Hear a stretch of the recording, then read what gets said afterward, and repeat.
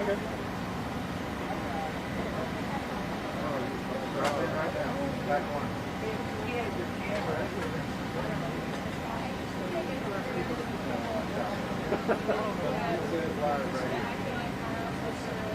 There's a control line back there. I don't worry about that. So I feel like it being right in front of there. Yeah, you can't go through the. I don't think I'm gonna be able to get him in the shot. Because he got so close to the line. It's like 6 feet. Yeah, that's not gonna stand in there. But I mean, you don't want to do that line.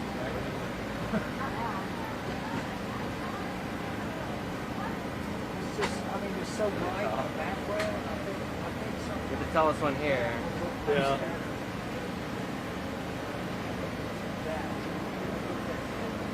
Great. You good?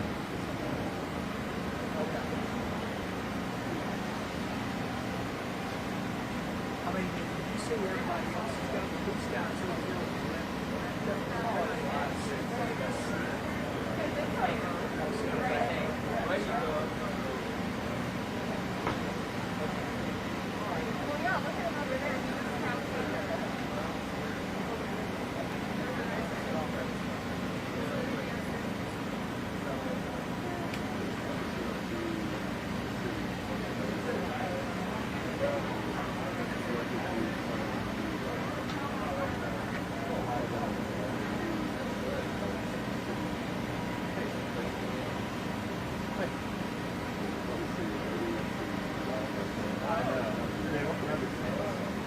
Got a light on. I might go see.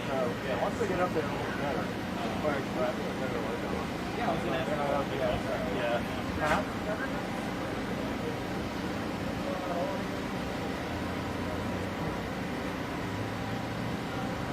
No problem. We've got it as best as we can get it. All right, now hold up to your face.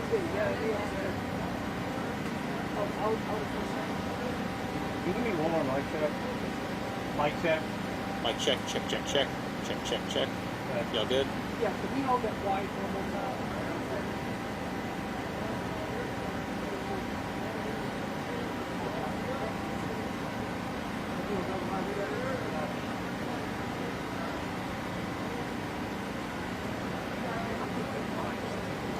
Good. Do another mic check? Mic check, Yeah, check, check, check, check.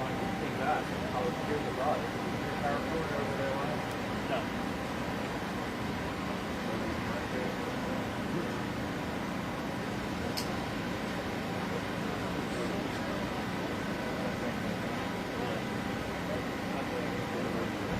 Back away from that one. Those power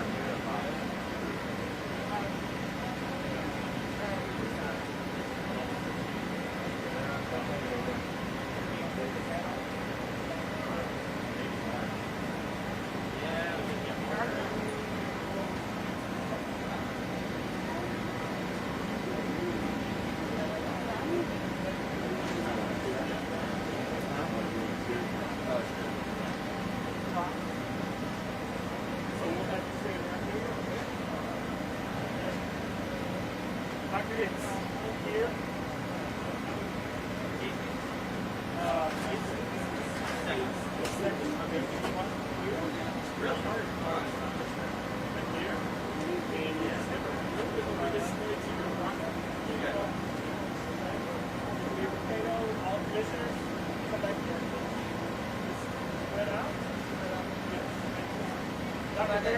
What about this?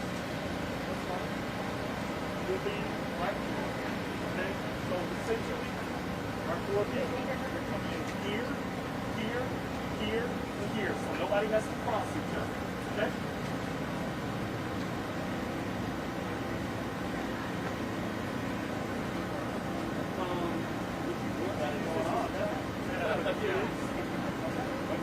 Where are the stickers?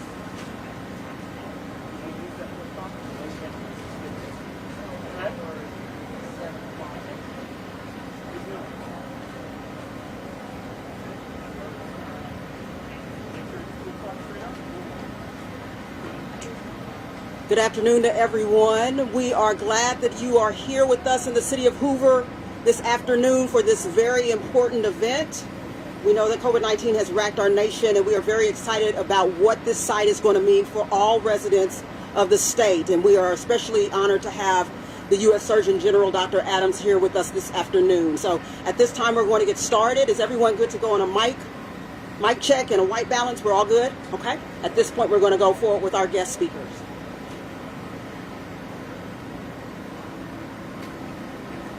Good afternoon, everyone. My name is Dr. David Hicks. I'm the Deputy Health Officer of the Jefferson County Department of Health. This is a very exciting announcement that we're making here. So this is a surge testing apparatus that we have set up here. Behind us, what you see is here at the River Chase Galleria in Hoover. We've already started doing some testing this morning, and we have this site and another site in Jefferson County that we're really excited about. So the Sears parking lot is where we're doing this surge testing for COVID-19. Starting Monday, we'll be doing testing at the Center Point area. That's the Cathedral of the Cross AOH Church. The testing is from 9 a.m. to 5 p.m. And one of the things that we want to really make sure that people are aware of is that you don't have to have an ID to get tested. You don't have to have insurance. This is a very kid-friendly site. We have a lot of things for our kids. We're going to be giving out masks. As you can see, we're giving out stickers. This really exciting. We're going to make it fun and interactive for our youth. It's not scary. So this is a nasal self-collection site. What that means is you'll gently insert the swab up your nose, not really deep at all, no pain at all. For parents, if you're concerned about your children being able to do the same thing, you can actually do and assist your children doing the self-collection method. Really important, we need everybody to go to doineedacovid19test.com. doineedacovid19test.com. That is the site where you have to register to get the test. Now, what's going to happen is when you register, you have to print out a voucher, and then you bring the voucher to the site. Now, if you don't have a printer, you don't have the ability to print out a voucher, when you come on site, we can print out a voucher for you. We want a lot of people to come here. We're looking at trying to get at least 1,500 people per site. And I mentioned the 2 Jefferson County sites. There's also going to be a site in Tuscaloosa, and that's going to start on Monday as well. And so everyone needs to go online right now. Stop what you're doing after this news conference and sign up. So I want to thank some of our key partners. So first I want to start with the Jefferson County EMA, the Emergency Management Agency, and our Unified Command Team, the Jefferson County Commission, the City of Hoover, who's hosting this site here, the River Chase Galleria, the Cathedral of the Cross AOH Church in Center Point, the Jefferson County Sheriff's Office, and all of our state partners, the State Health Department, the State EMA, and the Department of Health and Human Services, who have brought the resources here to us. The Jefferson County Department of Health and our staff have been working tirelessly for the past few months under the leadership of Dr. Mark Wilson, our health officer. The public health professionals that we have I consider superheroes, and we are indebted to them. They're the ones who behind the scenes do those thankless jobs to help decrease the risk of COVID-19 spreading through the community. Last comments I want to make. About 105 years ago, here in the Birmingham metro area, we were experiencing a typhoid epidemic. We sought out to get help from the United States Surgeon General, who sent down a team of 2 people. One person was to help us find strategies to decrease the effects of typhoid fever in our community. The second person that was assigned here was to help us organize our public health infrastructure so that we can organize how we're going to really respond collectively, and that birthed the Jefferson County Department of Health. So 105 years later, we have a Vice Admiral, U.S. Surgeon General Jerome Adams here offering additional assistance to our local community. So we are very pleased and excited about that. So please take advantage of this resource, and we're looking forward to continuing to serve the community.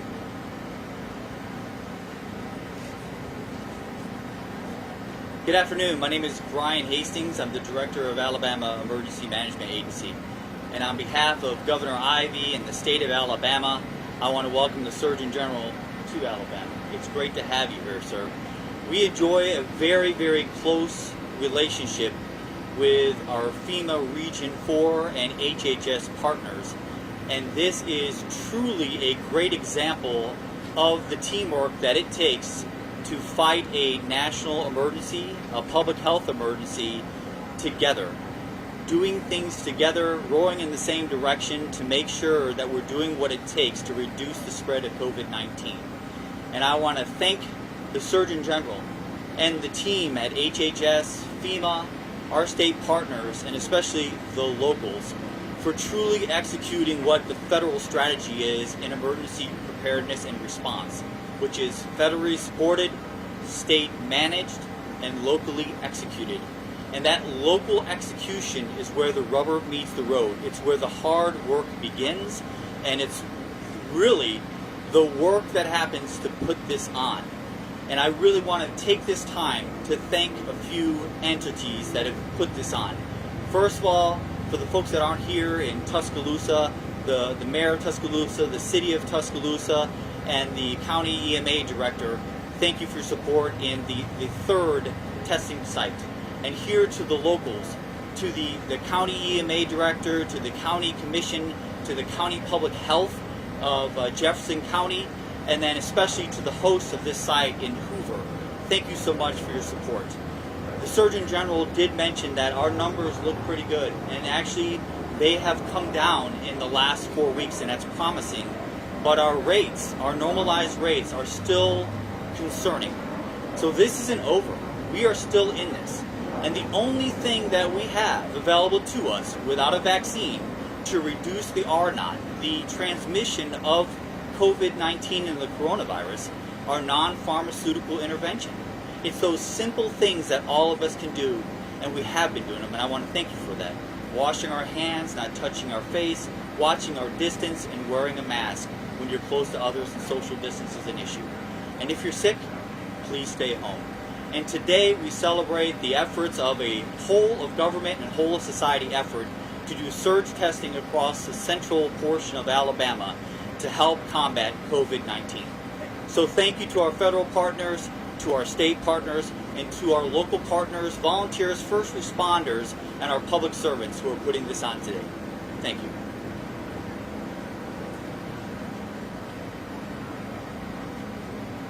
Hi, good afternoon, everyone. Thank you so much for joining us today. I'm Scott Harris. I'm the State Health Officer. We are really honored and privileged to have this visit here today. And on behalf of the state of Alabama, I'd like to welcome the Surgeon General, Dr. Jerome Adams. Dr. Adams has done a tremendous job in his work as part of the President's Coronavirus Task Force. And I believe literally been on TV every day for 6 months. And I just want you to know how much we appreciate what you do. We're very grateful to the messages that you continue to send, the messages that we also are trying to send to people in Alabama about the importance of distancing, about the importance of face coverings, about the importance of sanitation and hygiene, and all those messages that we have been trying to get out for so long.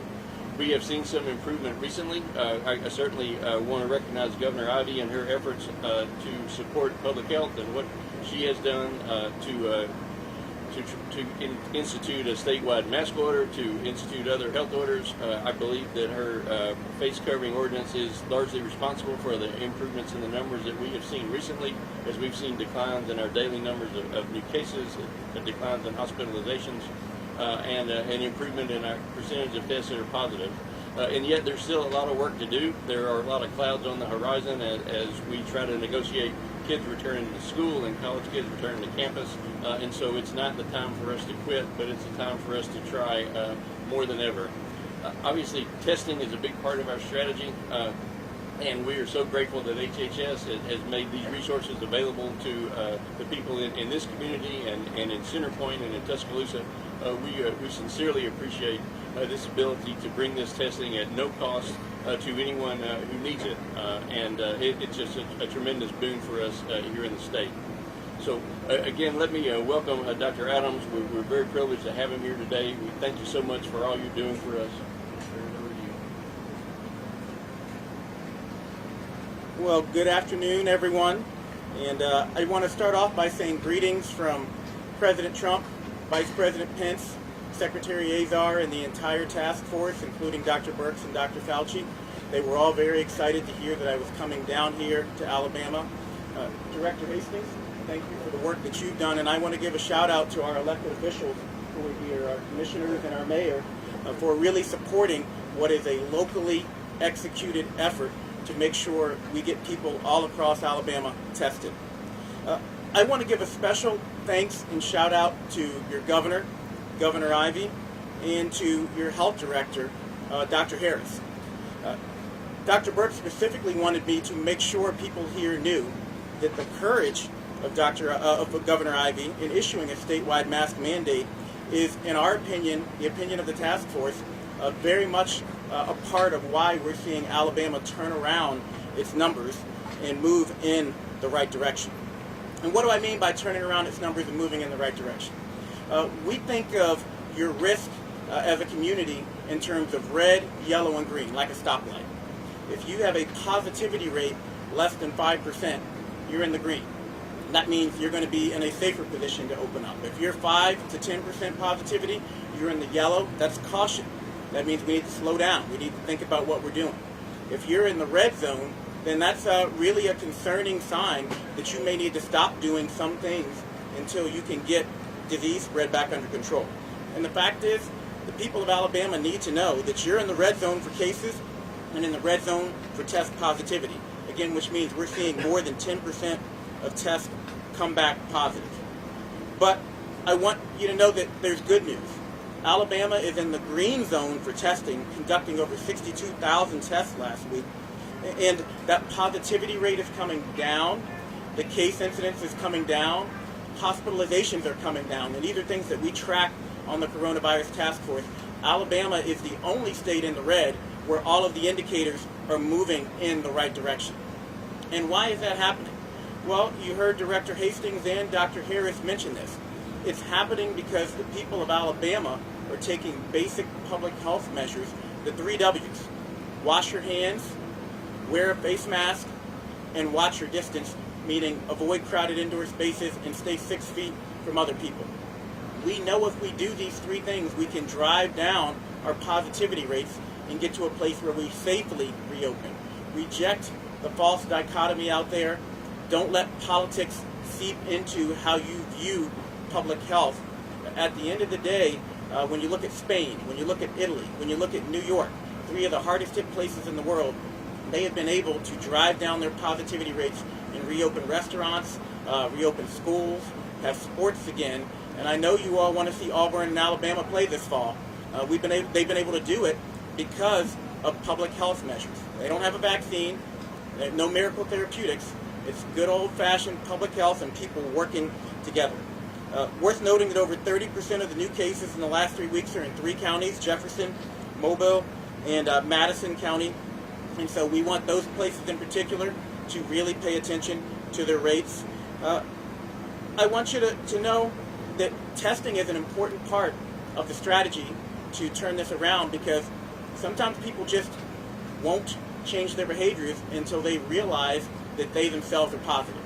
And I want to take a quick second to talk about a term that we bring up often, but we haven't really, I think, done a good job of explaining, and that's asymptomatic spread. So, this coronavirus strain that we're dealing with, SARS-CoV-2, is actually from a family of coronaviruses, including MERS and the common cold. And if Dr. Harris, where are you, Dr. Harris? If Dr. Harris and I were in a room together and I had a cold, Dr. Harris would know it. Why? Because I'd have a fever, I'd have a runny nose, watery eyes, I'd be coughing, I'd be sneezing. And so it's important to know that based on what we used to know about coronaviruses, most people were symptomatic. And that's why we originally said you didn't have to wear a mask unless you were symptomatic. Well, what we learned in March and April was that with this novel, this new coronavirus strain, 50% or more of people, especially young people, can spread the disease while being asymptomatic. It means I could look at Dr. Harris, he could look at me, we could both look fine, and neither of us would know that we had the virus and were spreading it. That is why we now recommend that everyone wear a mask in public when they cannot stay 6 feet or more from other people, because asymptomatic spread is really what's driving the outbreak at this point. As far as this testing site, I want to emphasize that testing is free and available to anyone who can self-swab, including children, regardless of whether or not you are experiencing symptoms. So now is the time to come in and get tested. And people may have concerns about what testing entails. I'm going to self-swab myself right now so everyone knows what's going to go on. You come here to the site. We want you to go to www.doineedacovid19test.com first and register. And then when you come to the site, you'll drive up, they'll ask you some questions, and then they'll give you instructions on how to self-swab. They will give you a kit and a bag, and this kit will contain a swab and a specimen container. They'll ask you to open up the swab. This is what it looks like. You'll put it in one side of your nostril and turn it around 3 times. You'll put it in the other side of the nostril and turn it around 3 times. It does not need to go all the way back into your throat like some of the other tests do. I literally was able to swab myself while doing a press conference, so you can do it too. You take off the top of the specimen cup, you put the swab in, and you bend it, cover it up with the cap, you put it back in the bag, and you hand it to the people here, and they will get your test results. And what we've been told so far is that they will email your test results back to you in 3 to 5 days. But I actually think that in most cases you'll get your test results back even sooner, because I just spoke with Admiral Jawab on the way here, and he has assured me that testing return times are coming back down, and that most places, over 94% of tests in the country, are coming back in less than 3 days. So that's testing. I also want you to know that this pandemic has hit us hard, and we need to prioritize our mental health and well-being. It's okay not to be okay. If you or a loved one are struggling with depression, anxiety, loneliness, substance use disorder, because we had an epidemic of opioid overdoses long before we had an epidemic of COVID, and that is still going on even though it's not being talked about. You can call the National Helpline at 1-800-662-HELP, 24 hours a day, 7 days a week. And finally, I just want to talk about kids in school. And now I'm here in Alabama, and I don't want to make the Auburn fans mad, but I had a conversation with Nick Saban and the Alabama football team on Monday night. A great conversation. And we talked about balancing the pros and cons of trying to get back to some sense of normal in the midst of a pandemic. I want you to understand that for our younger people out there, in-person school, it has definite health benefits. We know that when kids are out of school, they are more likely to become obese. They're more likely to misuse substances. They're more likely to miss vaccinations. They're more likely to die by suicide. Real health harms from being out of school, so our default position should be to try to get people back in school safely. I want to say that again. Try to get people back in school safely. It's not one or the other, it's both. How do we get people back in school safely?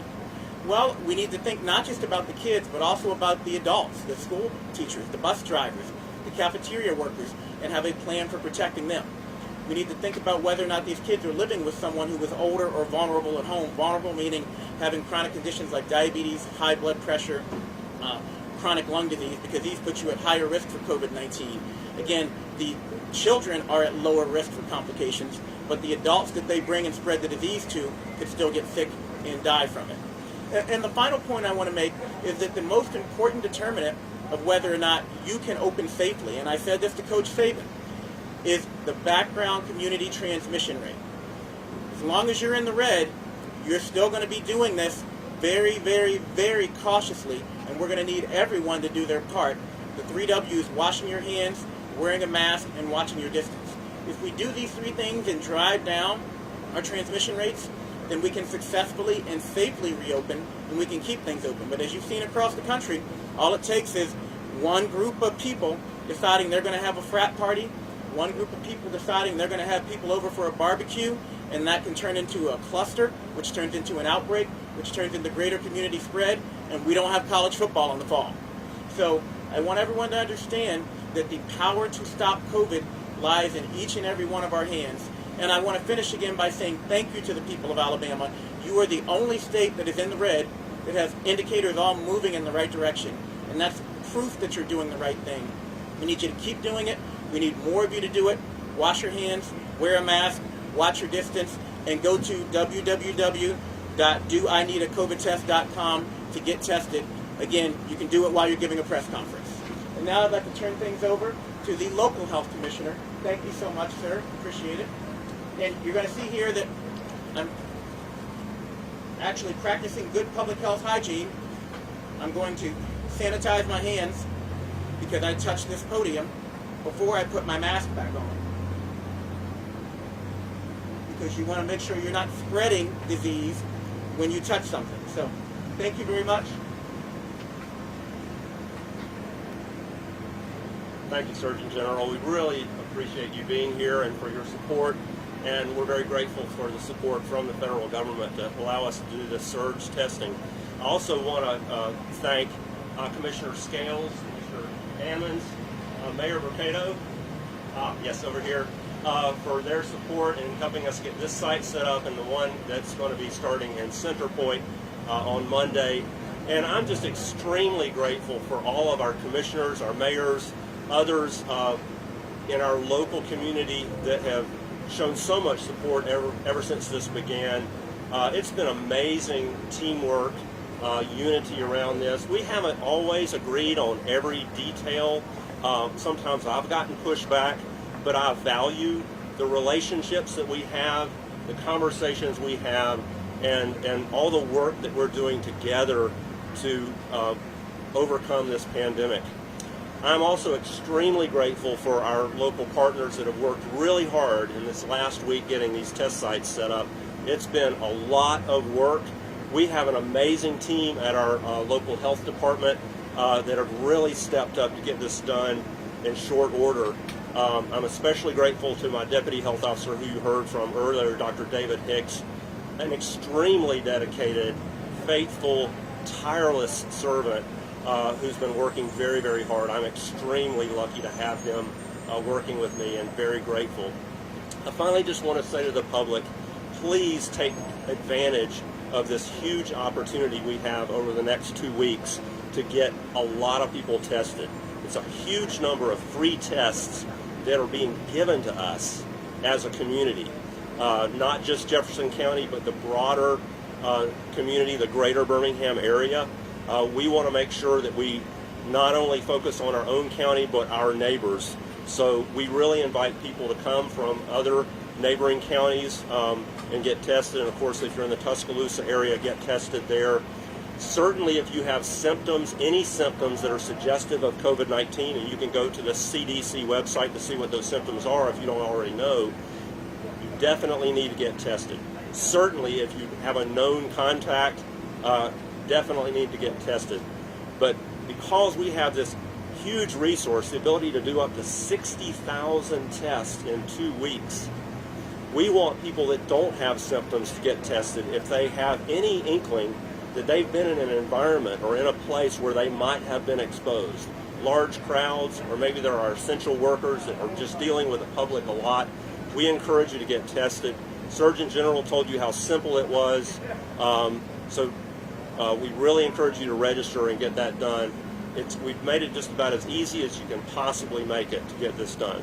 So also just ask everyone, spread the word. We want to get as many people tested as we can.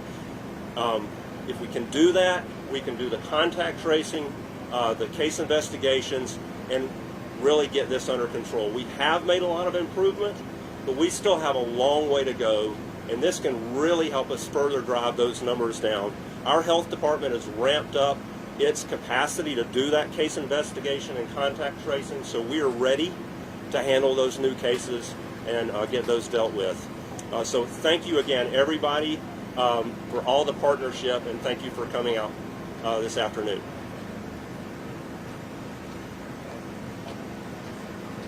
We want to say thank you to all of our speakers. At this time, we're going to begin the question and answer portion of our news conference, and we're going to ask Dr. Adams if you'll come back up, and if we can start with any questions that might be specifically for the Surgeon General.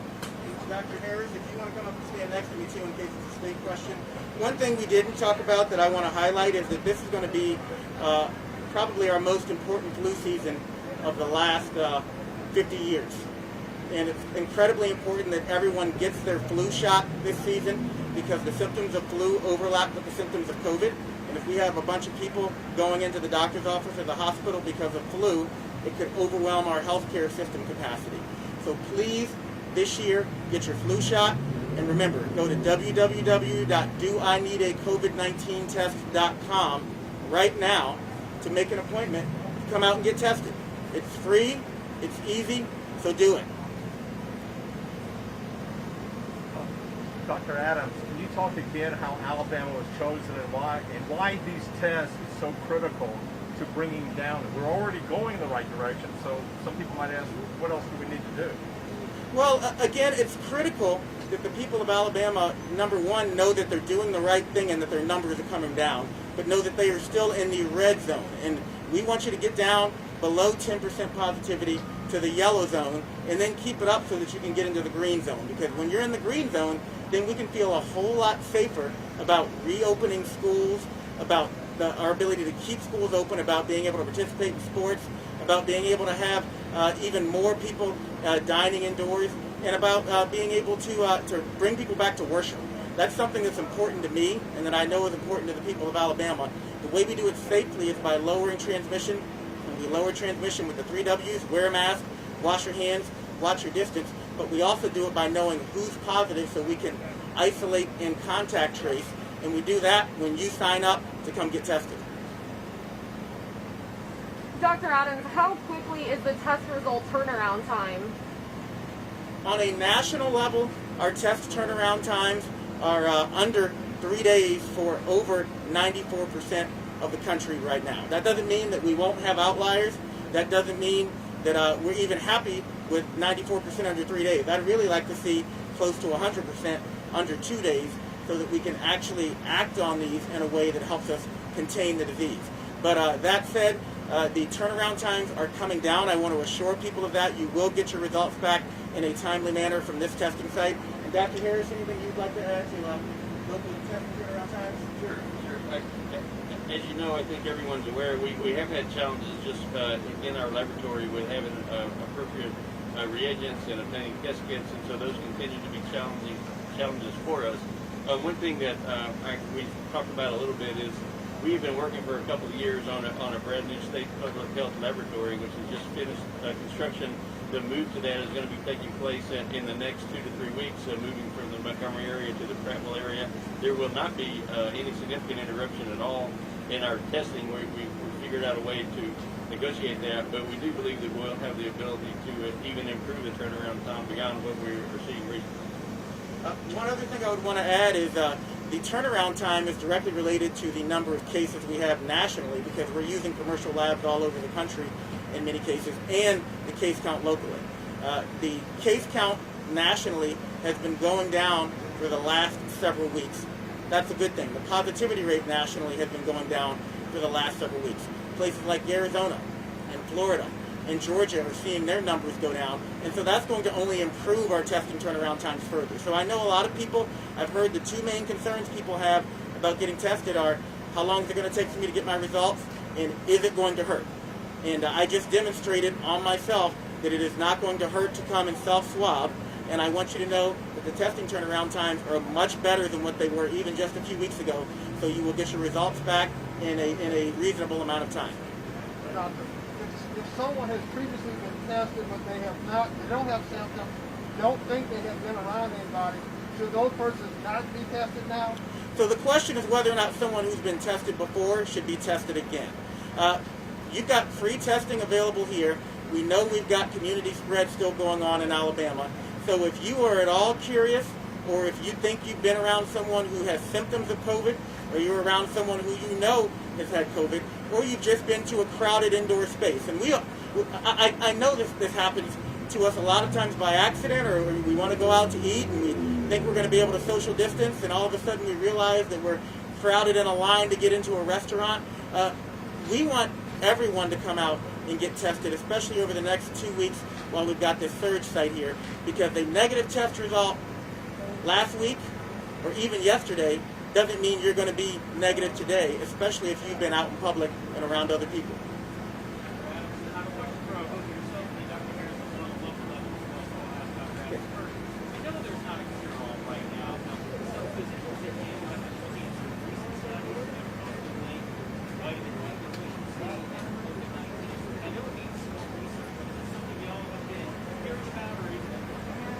So a question about therapeutics and preventive measures. Operation Warp Speed is really all about using the full resources of the federal government to explore therapeutics and to get 300 million doses of a vaccine available for the American people by the end of this year. We also have initiatives from NIH, FDA, CDC, exploring different therapeutics, and we are in a much better place than what we were in March and in April. The chances that you will die if you get COVID-19 have come down significantly because of advancements in therapeutics, and we're looking into nutrition, we're looking into all sorts of different ways that we might be able to protect you. What I can tell you right now is that from a public health standpoint, the most important things you can do to stay safe from COVID are washing your hands like your mother told you, staying away from strangers like your mother told you, watch your distance, and wearing a face mask. Those are the three most important things that you can do, and anything you do beyond that may help incrementally, but isn't going to overcome the benefits you would get from following the 3 W's. We also have remdesivir, steroids, convalescent plasma to treat you if you get sick from COVID, but I would rather you not get sick in the first place and have to rely on treatments that are still in the experimental phases. We want to prevent you from getting the disease in the first place. Anything you'd add to that, sir?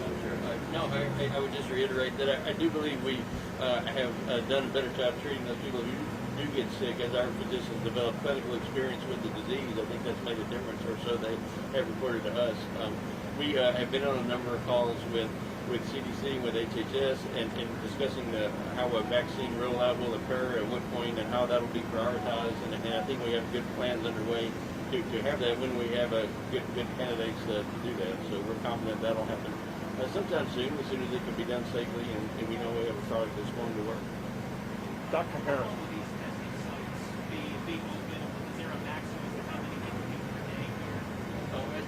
These will be open for 2 weeks, and they're going to be doing about 1,500 tests per site.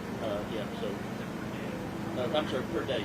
Yes, that's correct. Yeah. And one more, I want to add on to the question that you asked, because we know that COVID-19 is caused by a virus. And there are things you can do to protect yourself from viruses.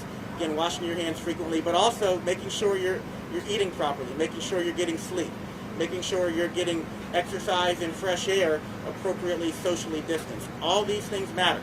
If you want to take a multivitamin, I'm not against that as Surgeon General. I take a multivitamin. But I would say to everyone, do not take a medication, especially a prescription medication, without talking to your doctor or health provider first.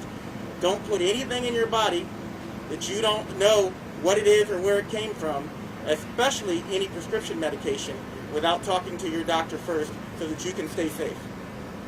We have time for 2 or 3 more questions at this point. Dr. Adams, if Alabama does not see a significant drop in cases after this 2-week testing period, is there a possibility that the surge testing could come back to the state?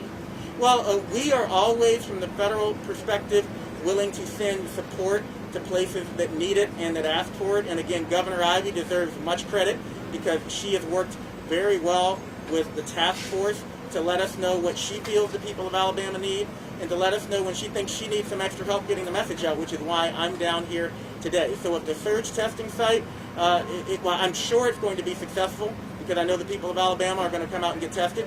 But if it's needed to be extended and we need to provide federal support for that, then that's certainly something that we are willing to entertain. But here's my hope.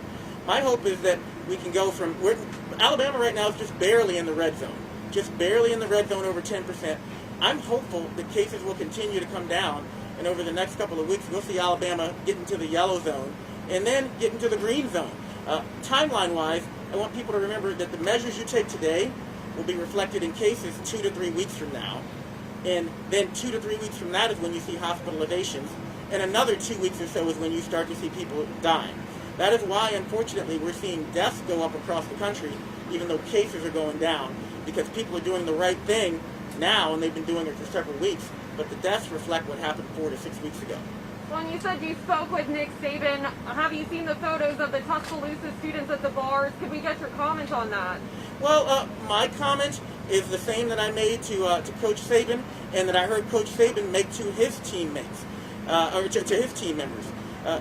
Everyone needs to understand that we are all in this together and that you are only as strong as your weakest link.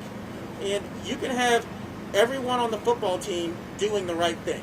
You can have everyone in a school doing the right thing.